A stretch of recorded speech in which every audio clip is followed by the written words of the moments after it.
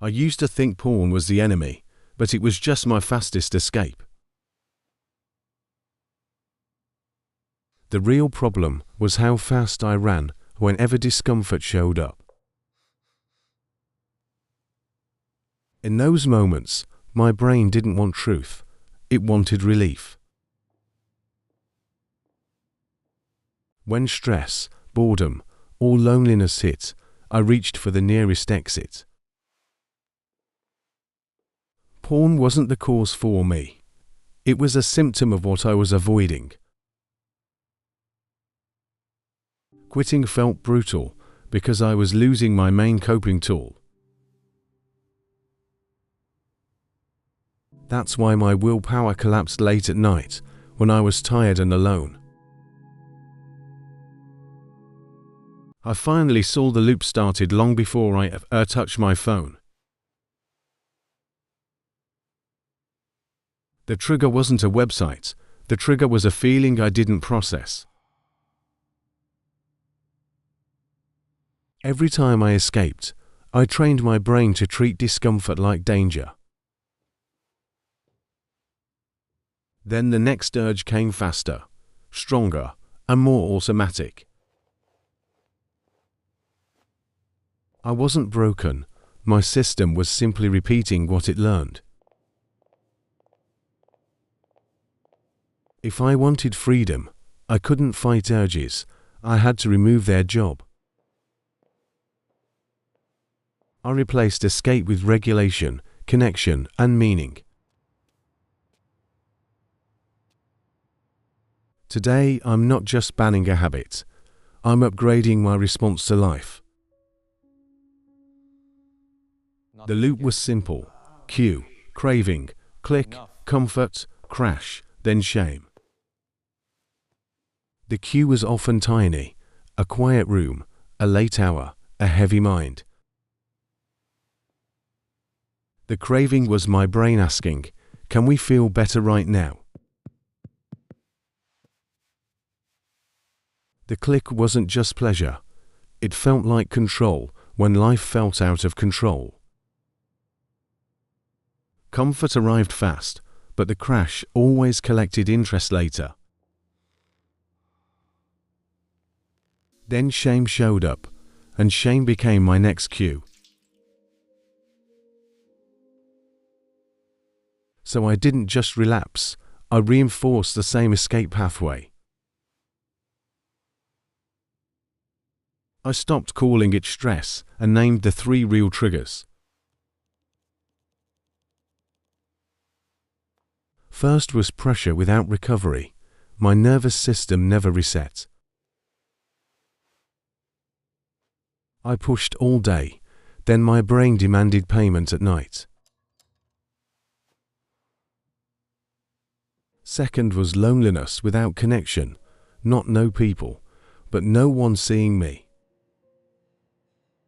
So I traded real intimacy for instant relief that asked nothing of me. Third was boredom without meaning. Empty time made stimulation feel necessary. When I had no purpose in the moment, dopamine became my purpose. I noticed I escaped most when I felt powerless or unseen. That's why motivation talks failed. My emotions and environment stayed the same.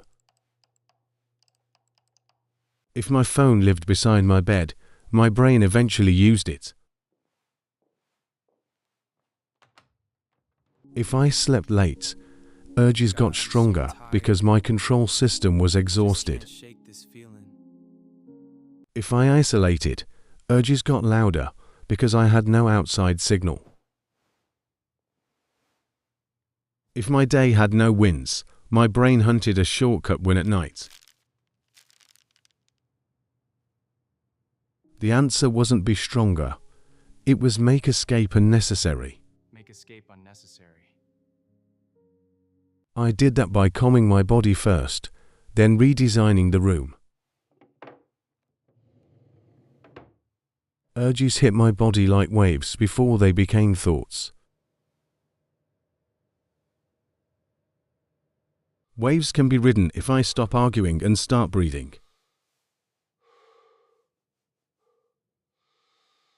My first goal wasn't purity. My first goal was interruption.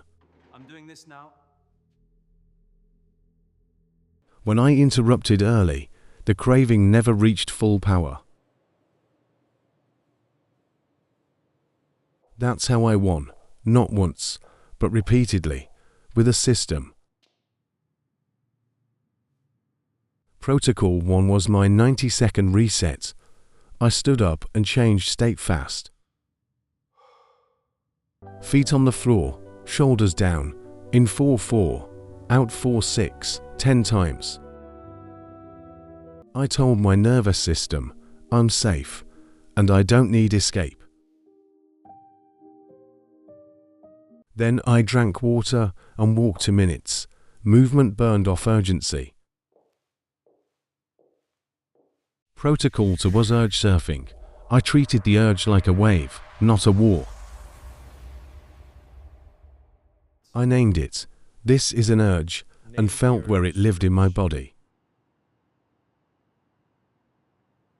If I stayed present for 3 minutes, most urges collapsed on their own. Protocol 3 was friction. I controlled the room when I couldn't control my mind. I charged my phone outside the bedroom and kept my bed for sleep only. I logged out, removed saved passwords, and blocked sites. Relapse got inconvenient. I stopped relying on willpower and changed the course of the behavior. Then I replaced escape with clean substitutes I could repeat daily. When I felt pressure, I reset my body instead of chasing a secret binge. When I felt lonely, I sent one message, real contact beat fake comfort. You there? When I felt bored, I did one meaningful task for 5 minutes. Small actions felt weak, but they built my identity and shrank cravings. Tonight I won't swear never again. I'll ask, what am I escaping from? I'll name it, face it, and the loop will break because the urge loses its job.